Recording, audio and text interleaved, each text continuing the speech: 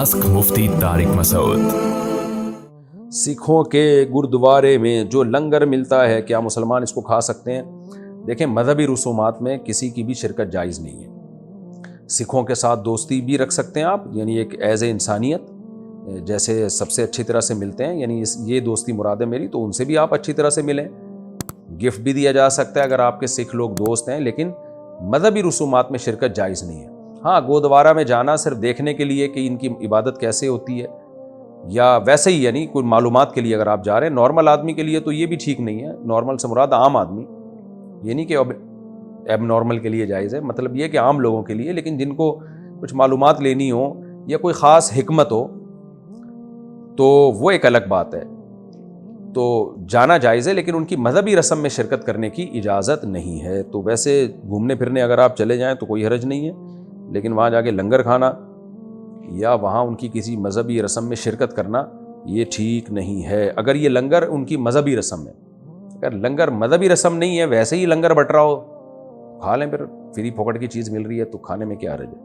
क्योंकि बाज़ दफ़ा वैसे ही लंगर बट रहा होता है ना भाई, मजहबी, जैसे हमारी मस्जिद में भी बाज़ दफ़ा लंगर बट रहा होता है, तो वो लंगर ये नहीं होता कि वो मजहबी रस्म के तौर पर किसी ने देखा मस्जिद में नमाजी आए हुए हैं, चलो मेरी तरफ से खाना हो गया। तो ऐसे ही अगर गुरुद्वारा लफ्ज़ है ना, ये गुरुद्वारा, अगर उसमें वैसे ही लोग बैठे हुए हैं, सिख लोग गए हुए हैं, किसी ने खाना तकसीम कर दिया और आपने भी दोने वाले खा लिए, और मजहबी कोई रस्म ना उनकी, मजहबी का मतलब ये है कि उनके ख़ास दिन हैं जिनमें इबादत भी होती है और फिर खाना भी है, उनके मज़हब का हिस्सा है, फिर ठीक नहीं है। लेकिन वैसे ही कोई कहीं खाना खा ले जाके और खाना हलाल हो तो जायज़ है, लेकिन बहरहाल इन चीज़ों से अवॉइड करें मेरे भाई। बस वैसे ही सलाम दुआ रखें। मैंने पढ़ा है कि अल्लाह और उसके रसूल सल्लल्लाहु अलैहि वसल्लम के मामले में किसी की बात ना मानो, और मेरे वालिद साहब कहते हैं कि तुम टोपी और दाढ़ी ना रखो, क्या मैं इनकी बात मानूं या नहीं? टोपी छोड़ दें, वालिद साहब को अगर टोपी पसंद नहीं है, टोपी रखना कोई फ़र्ज़ वाजिब नहीं है, लेकिन दाढ़ी काटना हराम है, नाजायज़ है। वालिद साहब अगर दाढ़ी काटने का कहते हैं तो फिर दाढ़ी मत काटें, और फिर वालिद साहब को अल्लाह लंबी उम्र दे, अल्लाह ना करे, अगर बिलफ़र्ज़ वो दुनिया से चले जाते हैं, ज़ाहिर है सब ने जाना ही है, तो फिर बाद में टोपी रख लें सर पे, क्योंकि नबी सल्लल्लाहु अलैहि वसल्लम की सुन्नत है। अब वालिद साहब की वजह से एक सुन्नत को पूरा करना, अब्बा को नाराज़ करना, ये थोड़ा नामुनासिब लगता है। हाँ, घर से बाहर निकलें तो पहन लें टोपी, अब्बा के सामने ना पहने। कितने लोग यूट्यूब पर हुजूर सल्लल्लाहु अलैहि वसल्लम और हमारे दीन के बारे में नाज़ेबा बातें करते हैं, क्या हम इनको दलाइल से जवाब दे सकते हैं? क्यों नहीं दे सकते? देना चाहिए भाई। आप कहते हैं कि अल्लाह ताला ने हमें अपनी इबादत के लिए पैदा किया है, जबकि मैंने किसी आलिम से सुना कि अल्लाह ताला ने इसलिए पैदा किया है कि वो देखना चाहता है कि अच्छा अमल किसका है, और वो इंसान का सब्र आजमाना चाहता है। वज़ाहत फरमाएं, दोनों बातों में कोई तजाद नहीं है। कुरान में है कि वमा खलक़तुल जिन्ना वल इंसा इल्ला लियाबुदून, मैंने इंसान जिन्नात को अपनी इबादत के लिए पैदा किया। दूसरे मकाम पे अल्लाह ने फरमाया सूरह मुल्क में, खलक़ल मौत वल हयाता लियब्लुवकुम अय्युकुम अहसनु अमला, मैंने तुम्हें पैदा किया, मैं देखना चाहता हूँ अच्छा अमल कौन करता है। तो इबादत अच्छे अमल ही को कहा जाता है, यानी अल्लाह की इताअत करना।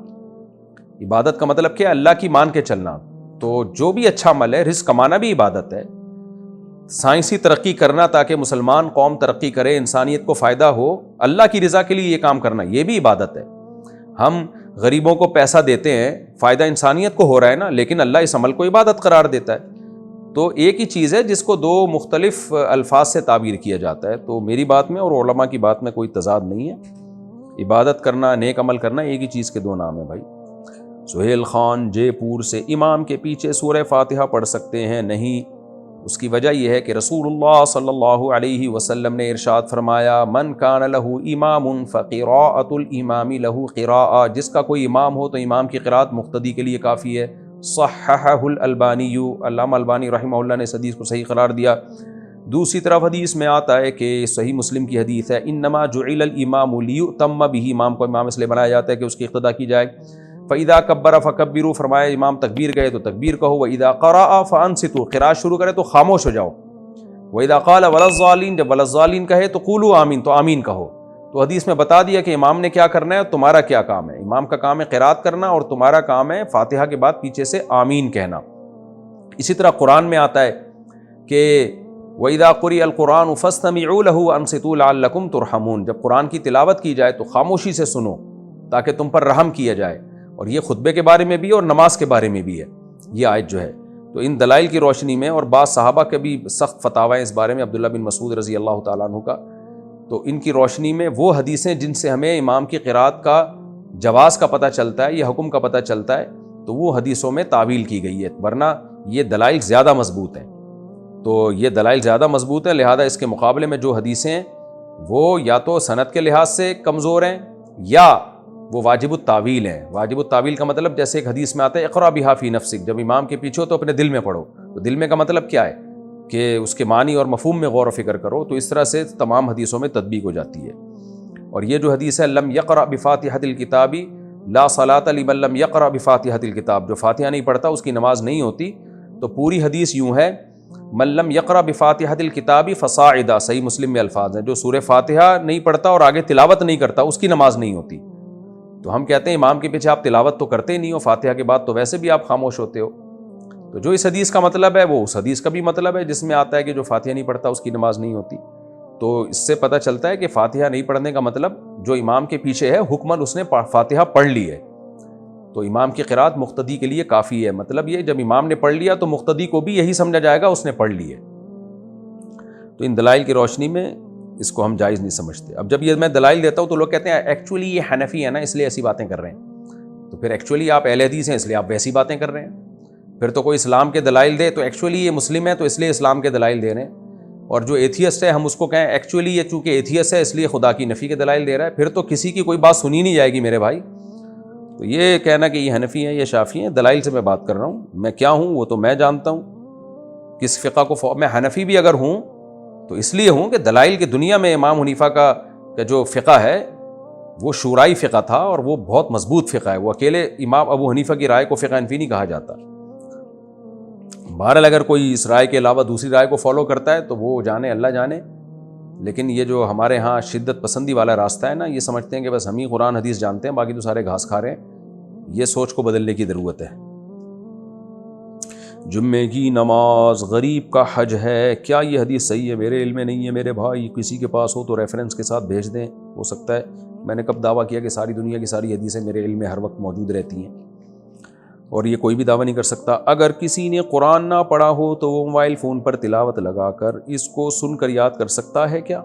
میں نے اس طرح سے 2-3 صورتیں یاد کی ہیں جب کہ میں نے قرآن نہیں پڑھا ہوا. بہت اچھا کیا آپ نے، یاد کر لیں، سن کے یاد کر لیں، یہ بھی اچھی بات ہے. لیکن بہرحال قرآن پڑھنا سیکھیں آپ، وہ یہ بھی بہت اچھا کام ہے جو آپ نے کیا. بہت سے صحابہ اسی طرح سے قرآن جانتے تھے.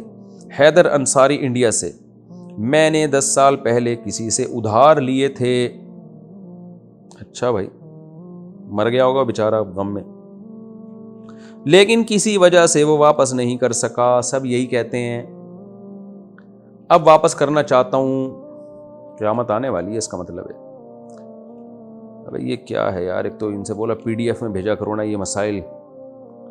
اچھا بھائی، لیکن شرم کی وجہ سے نہیں کر پا رہا. سبحان اللہ، ادھار کھاتے ہوئے شرم نہیں آئی، واپس کرتے ہوئے آپ کو شرم آ رہی ہے.